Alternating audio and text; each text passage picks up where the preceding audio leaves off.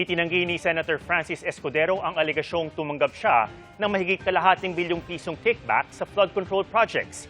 Iginit niya yan sa kanyang kontrasalaysay na isinumite sa Ombudsman. Nakatutok si Joseph Morong, exclusive.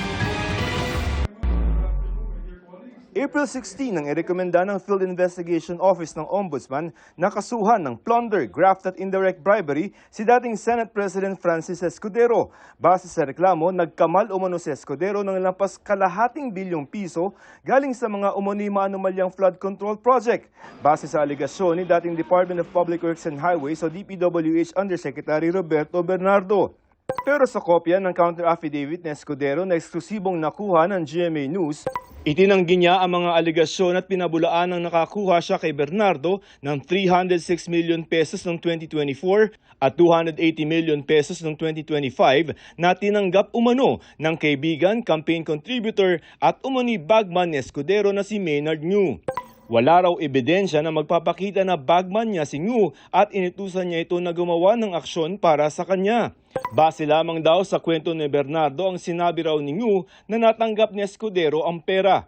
Pero giit ni Escudero wala naman daw na ipakitang pruweba si Bernardo na tinanggap niya ang umano'y kickback. Paiba-iba rin daw at nagbabago umano ang sinasabi ni Bernardo sa 4 na affidavits ito laban sa kanya. Tulad na lamang ng wala raw nabanggit si Bernardo na 306 million pesos na delivery sa unang 3 affidavit na isinumite nito sa Senate Blue Ribbon Committee.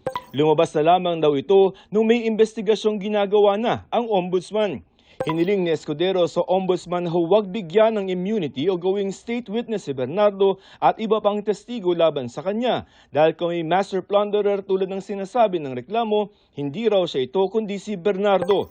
Si Bernardo raw ang most guilty sa mga individual na dawit sa flood control project.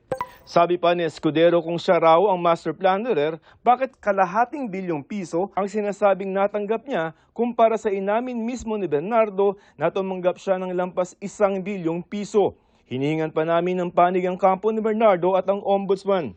Pag-aaralan pa ng Ombudsman ang kontrasalaysay nito ni Senador Escudero para malaman kung may sapat na basehan para sampahan siya ng kaso sa Sandigan Bayan. Joseph Morong, nakatutok 24 oras.